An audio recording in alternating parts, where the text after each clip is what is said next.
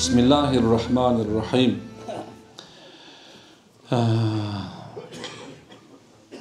La tuzhiru şematata li ahike feyerhamuhullah ve yabtagillah. Ravahatil mezun. Maşallah. İki örnek tavız. Peygamberimiz sallallahu aleyhi ve sellem aytırkan. Musulman bir tuğadın ardı şıldın dava gıla. Allah ağa rayım kılıp seni sınağa duşar kılıp koyot deptir. Maşallah. Demek bizdeki yaşodoğa alıngan bir çoğun bir göy eken. Musulmandı şıldığında neyse Musulman emesti da şıldığında daha bir nerse aytayım mı? Hayvanatka dağı olsa bir jaman lakaptı koyu joso şo menen şıldığında gerek bolsa attın üstüne oturup alıp attı başka çapkıloo жанагындай bir дайыны жок эле чапкылап секиртип мондай болгон bir оюн эметип алган. Кордоо бул шариятыбызда арам болуп эсептелет негизинде. Мусулман колу менен дагы тили менен да башка бир зыян келтирбеш керек. Ошонун бирөө шуреки шылдыңдоо бул арам болуп эсептелет. Алла Таала мусулманга лакап коюуну өзү Куранда маанисинде түшүнүп айткан. Кандай десе, маймыл, çoçko, eşek, jana bir başka atlar menen lakap menен айтууну Allah айтып туруп, авалким siz айтып аткан адам дейт, сенден да өзүңөн да жакшыраактыр дейт. Мисалы маймыл деп аткан адам, ал маймылдан жаман болушу мүмкүн да.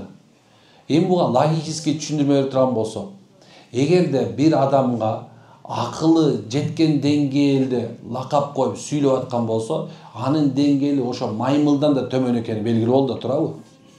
Ошо шылдыңдоочу жөнүндө айта турган болсок, анын акыл деңгээли, иман деңгээли өтө бир төмөн экенин билгизет.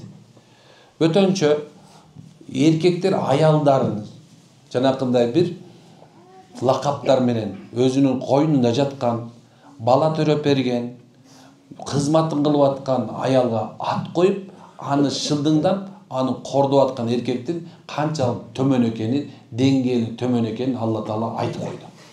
Ал андан да артыгыраак экен. Эми бул жерде айтып атат. Эми ага рахим кылып дейт, сен кордоп аткан, шылдыңдап аткан адамга Алла рахим кылып, аны колдоп, коргоп туруп, бирок сен өзүңдү сыноого душар кылып коюшу мүмкүндүгүн айтып атат. Бүгүн мисалы, бүгүн шылдыңдап атасың, эй, колуңда жок, томаяк. Эй, эмне кылып аласың деп бүгүн күчүңө таяндың, бийлигиңе таянып, бирөөнү үстөмдүк кылдың. Мен көрөм көп убактарда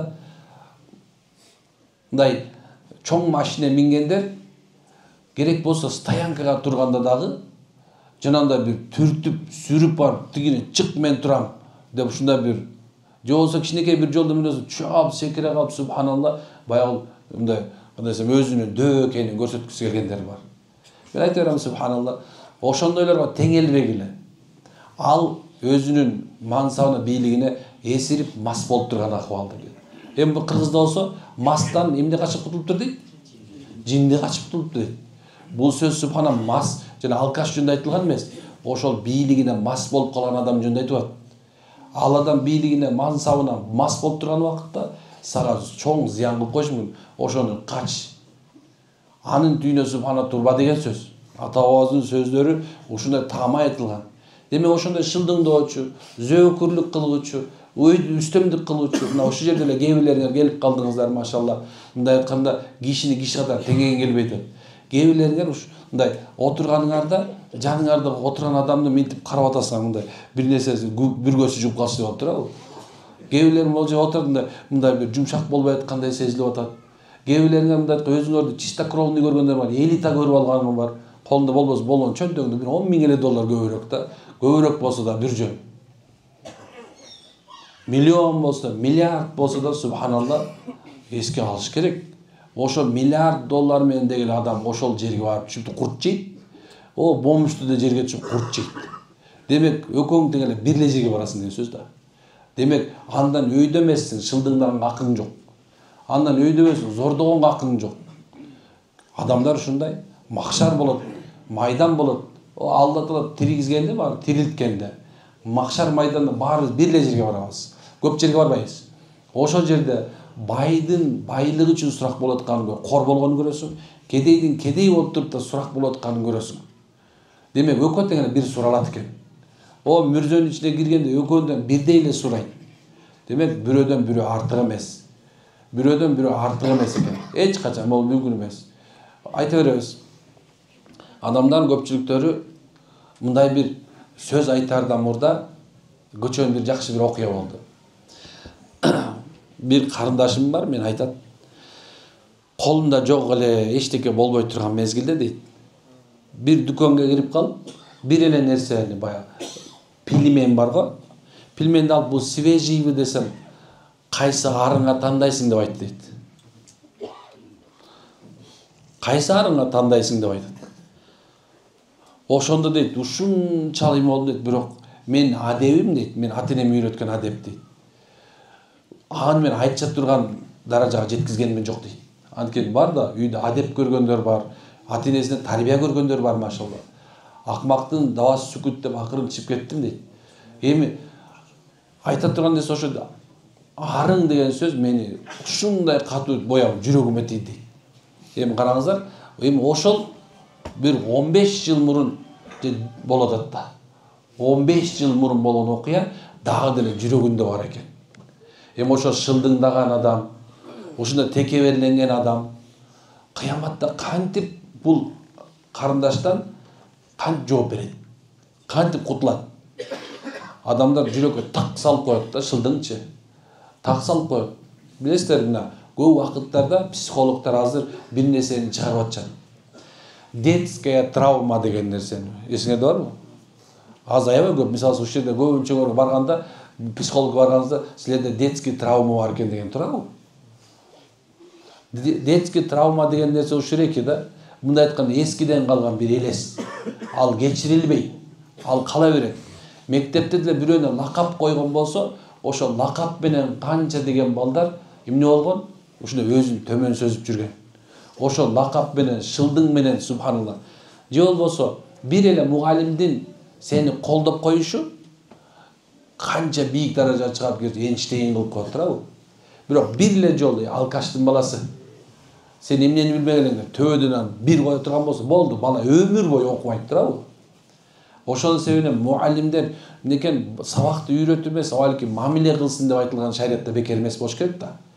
Жакшы эле жөн эле алтырмый, машалла, сендей болобу дей бере турган болсочу, бала жинди бала делечи, охо, отличник болуп керек болсочу, муалимден да көбүрөөк окуп коюшу мүмкүн. Ушундай нерсе. Жашоодо деле көрүп жүрбөйбүзбү турабы? Мына өзүңөрдүн аялыңарды деле мактап койгулачы. Машалла, жасанып баштайт, сага сонун мамиле кылып баштайт, канча деген нерсе кылат. Аялдар деле күйөөсүнө сиз болбойт, сиз мен тоомсуз, байымсыз, эримсиз, сиз болбойт, сиз багып атасыз деген сөз айтылып койсо эле, машалла. Эми азыр муну азырет сөз чыгарат, бирок ошол мезгилде айтайын дегенимчи, ушинтип койсом, кээ бир аялдарды, эркектер дагы, жана көбөп кеткен аялды ушинтип койсом көбөп кетти күйөөм. Ушинтип койсом аялым көбөп кетти. Жо субханалла. Ушинтип көбүнчө жазышат да, аларга минткенге болбойт, тигинткен жок. Канчалык деңгээлиң болсо ошончо түшүндүм. Биз шариатта айтып коебуз, ушундай кылыш керек деп, турабы? Демек, айтайын дегенимчи, бир жакшы сөз шылдыңдын ордуна адамды даражасын бийик кылып коет, машалла. Биз деле келип, молдокен машалла, Аллах разы болсун, ушундай иш болуп аткан экен, канча себеп көрөбүз, дагы да болсо бир нерсени адамдын бардыгына жакшы сөз сонун жагат. Ал эми шылдың субхана болбойт, бирок дагы бир нерсе. Чоң бир аалым уламалар ушунду айтат экен. Бир адамды шылдыңдаган адам ошол шылдыңды көрмөйүн өлбөйт экен. Бирөөнү кордосоң, кор болду, кордолмойүн өлбөйт экенсиң. Мүмкүн эмес экен. Мына 90га чыктың, бир канчадан кордодуң, бирөөнөн жаман көргөн жоксуң. Бирок сен 90га чыкканда Алла Таала бир корду көрсөтүп коюшу мүмкүн экен. Аллах өтө бир өч алып бериши да турабы? Демек даражаны көтөрүүчү да түшүрүүчү Аллах экен. Сиз менен биз эмес экенбиз. Бирөөнү шылдыңдап, намысын тепсебеге аракет кылыш керек. Бирөөнү субханалла кордоп, анын үстөмдүк болмого аракет кылыш керек. Dünyanın sana vaxtılı verilgen. Biylигin vaxtılı verilgen. Densolluğun vaxtılıq verilgen. Subhanallah. Baxtılığın vaxtılı verilgen. Talaylılığın gerek bolsa vaxtılı verilgen. Bu şunday vaxtılı öyle. Baxtılı menen baylaşpa, talaylı menen talaşpa, böyle vaxtılı öyle eken al. Şunday nerse. Kuday talam subhanallah har birine öz wagында, öz mezgine beret. Oşon tuura koldan kılgan bolsang, oşosa akkan артынан суагат деп уланып кете берет, oşosa жакшылык болуп. Эгерде ошол мезгилде берилген убакытта бирөөнүн үстү үстөмдүк же шылдың менен аракет кылбасаң, ошону алып туруп, ошо шылдыңды көрсөттүн Аллах алат экен. Жаман бекен? Демек субханалла, баардыгыбыз ушул нерседен алыс болгонго аракет кылышыбыз керек экен.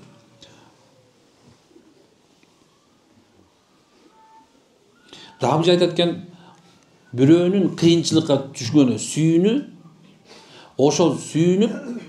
сүйүнүп башка бирөөлөргө барып айтуу, баландай ушундай болуп калып сооп болот, ушуну көрмөк, ушундай болмок ага деп айтуу дейт. Бул да дурус эмес. Адамдарга келген кыйынчылыкка сүйүнүп, алар башка таратуу бул өтө бир чоң катачылык дейт. Анткени оор казсаң терең казба, ага бир күн өзүң түшүп калышың мүмкүн деп кыргыздар айткан. Шарият десе баарыңыздар ойлошуңар мүмкүн. Шарият деген эмне? Шарият деген бул Кудай менен болгон мамиле. Пайгамбар менен болгон мамиле. Ошондой эле эң чоңу бул адамдар менен болгон мамиле. Жакын тууганын мамиле. Demek kimde kim şariatты, dindi түшүнгүсү келсе, мына ушул Алла менен, пайгамбар менен, адамдар менен болгон мамилесин оңдосун. Мына ошондо ал шариатта жашаган болот. Кудай деп намаз окуп, бирок бирөөмө мушташып, согушуп, сөгүшүп жүргөн болсоң, демек субхана сен шариатта жашай эле экенсиң. Пайгамбардын сүннөт деп сакал коюп узун кийип алып, бирок сөгүнүп жүргөн болсоң, аялыңды кордоп жүргөн болсоң, үй бүлөңө субхана тынччылык бербеген болсоң, сен Пайгамбар менен мамилең жок экен. Эгерде адамдарга субхана зулумчулук келтирип аткан болсоң, демек сен субханалла шарият менен ишиң жок адам экенсиң. Ушундай. Адам өмүр бою үйрөнөт, өмүр бою окуйт, өмүр бою тарбияланат, анан Алланын алдына барат. Мына ошондо жараша Кудайым бейишин, тозогун берет. Аракет кылабызбы иншалла? Анда амин. Субханаллахи хамдаши анта астагфирука ва атубу илейк. Allah'ım şirayetlerini şehri hükümleri başı yiyor. Varsa жақсы adem ahlak verin. Biröөнүн üstüne şıldındatpa. Biröөнү kor kıldırma Allah. Biröөнү kor boluşunu saktayır. Rabbil alemin. Allah'ım razı olsun maşallah.